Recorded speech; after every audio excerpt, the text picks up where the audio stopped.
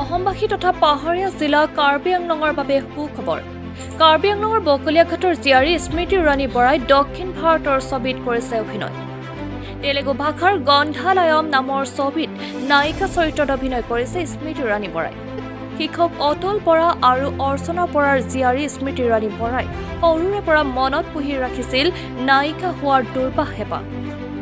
জানুৱাৰী মাহত একেলগে ৫টা ভাষাত মুক্তি পাব গন্ধালায়ম নামৰ তেলেগু চিনেমাখন। অসমৰ কেইবাখনো জনপ্ৰিয় ধাৰাবাহিকত প্ৰশংসা পোৱা স্মৃতি ৰাণীয়ে ২০১৭ চনত খিতাপ লাভ কৰিছিল ৱাকিং টচ মিছ ইণ্ডিয়াৰ। বৰ্তমান অভিনেত্ৰীগৰাকীয়ে বকলীয়াঘাটৰ নিজ বাসগৃহলৈ আহি কাৰ্বি বল ছবিটো অভিনয়ৰ বাবে ইতিমধ্যে চুক্তিবদ্ধ হৈছে।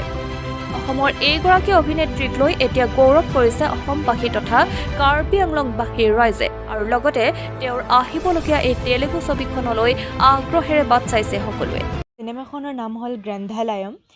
গ্ৰন্থালয়মটো তেলেগু হয় আৰু অসমীয়াত ক'বলৈ গ'লে পুথিভঁৰাল আৰু ইংলিছত লাইব্ৰেৰী। খুব ভাল লাগিলে, খুব ভাল এটা অভিজ্ঞতা। ফ্ৰম দ্য চাইল্ডহুডে মই এক্টৰ হ'ম বুলিয়ে ভাবিছিলোঁ আৰু মোৰ অভিনয় যাত্ৰা আৰম্ভ হৈছিল বা অমৰাৱতী বা এখন ধাৰাবাহিকৰ জৰিয়তে। মই ৰং চেনেলত সম্প্ৰচাৰিত হৈছিল 2017ত। তাৰ আগতে মই মডেলিং জগতৰ লগত জড়িত আছিলোঁ। 2019ত মই মুম্বাই গ'লোঁ। মুম্বাই গৈ মই 3 বছৰ তাত শিকিলোঁ, প্ৰশিক্ষণ ল'লোঁ, জানিলোঁ, বুজিলোঁ কথাবোৰ। তাৰপিছত মই বিভিন্ন স্ক্ৰিপ্ট আহিছিলে, মোৰ মুভি বিভিন্ন ধৰণৰ স্ক্ৰিপ্টৰ আহিছিলে, কিন্তু মই নিজে কৰিম বুলি ভাবা কেৰেক্টাৰটো বা নিজে কৰিম বুলি ভাবা চৰিত্ৰটো মই পোৱা নাছিলোঁ। এই গ্ৰন্থালয়ম মুভিখনত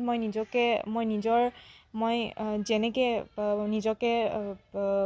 নিজৰ পাৰ্চনেলিটিটো মই যেনেকৈ গ্ৰ' কৰিম বুলি ভাবিছিলোঁ বা নিজৰ পাৰ্চনেলিটি যেনেকৈ মই প্ৰতিভা বিকাশ কৰিম বুলি ভাবিছিলোঁ, এই গ্ৰন্থালয়ম মুভিখনত মই পালোঁ। মই নায়িকা চৰিত্ৰত অভিনয় কৰিছোঁ। বিনু মাধিপতি মোৰ এক্টৰ হয়। তেওঁৰ এখন ছেকেণ্ড মুভি হয় আৰু চাই শিৱন ছাৰৰ তত্বাৱধানত মুভিখন কৰা হৈছে। আমাৰ মুভিখনত বাহুবলীত ভিলেইন কেৰেক্টাৰ কৰা প্ৰভাকৰ ছাৰো আমাৰ মুভিখনত আছে। আপোনালোকে তেওঁকো চাই খুব সুখী অনুভৱ কৰিব। খুব ভাল অনুভৱ, যিহেতু কাৰ্বি আংলং নিচিনা জেগা আমাৰ ক'বলৈ গ'লে আমি সুবিধা নাপাওঁ, কাম কৰিবলৈ যাবলৈ আমি সুবিধা নাপাওঁ। ইয়াৰ পৰা গৈ যে তাত মই নিজকে এগৰাকী মুখ্য নায়িকা হিচাপে প্ৰতিষ্ঠা লাভ কৰিব পাৰিছোঁ, সেইটো মোৰ কাৰণে বহুত ডাঙৰ কথা। আৰু ইয়াত এটা কথা ক'ব লাগিব, মোৰ দাদা তাত থাকে, তিনু গগৈ। তেওঁ মোক বহুত হেল্প কৰিছে। তেওঁ নহ'লে কিজানি মই আজি এই চৰিত্ৰত যেনেকৈ অভিনয় কৰিব পাৰিছোঁ বা মই সেইখিনি কৰিব নোৱাৰিলোঁ হয়। তেওঁ বহুত হেল্প কৰিছে মোক আৰু মোৰ শিক্ষাগুৰুসকলকো মই ধন্যবাদ জনাব বিচাৰিছোঁ। তেওঁলোকৰ অবিহনে এইখিনি কেতিয়াও সম্ভৱ নহ'ল হয়। অনুভৱ খুবেই ভাল। কাৰ্বি আংলঙৰ পৰা গৈ বা অসমৰ হৈ তাই যিখিনি কৰিছে তাৰ বাবে আমি বহুত সুখী হৈছোঁ আৰু আগন্তুক যিখিনি কাম আছে তাই সেই কামখিনি যাতে সুকলমে কৰি যাব পাৰে, সেইকাৰণে সকলোৱে আশীৰ্বাদ কৰিব তাই যাতে কামখিনি কৰি যাব পাৰে ভালকৈ। এক্ট্ৰেছ হোৱাৰ খুবেই এটা হেঁপাহ আছিলে। তাৰপিছত তাই গ্ৰেজুৱেশ্যন কৰাৰ পিছত তাই নিজে ডিচিশ্যন ল'লে।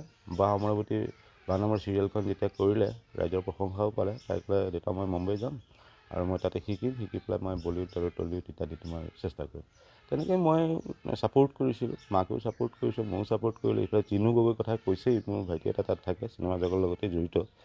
তেওঁকো যেতিয়া আমি সুবিধাটো পালোঁ, তাক তালৈ পঠালোঁ আৰু পঠোৱাৰ পিছত প্ৰশিক্ষণ ল'লে। ভাষাৰ ক্ষেত্ৰত যথেষ্ট কঠিন হৈছিলে প্ৰথমতে, তাৰপিছত শিকাৰ পাছত এটাৰ পিছত এটা সুবিধা যেনিবা পাই আহিছে। এতিয়াও এইখন চিনেমাত হিৰইনৰ কেৰেক্টাৰটো কৰিব পাৰিছে, আমি সুখী হৈছোঁ। কাৰ্বি আংলঙৰ পৰা বিশেষভাৱে আমাৰ বকলীয়াঘাটৰ পৰা কাৰ্বি আংলঙৰ পৰা তাই গৈ এইখিনি কৰিব পৰাৰ কাৰণে পিতৃ হিচাপে ময়ো বৰ সুখী হৈছোঁ।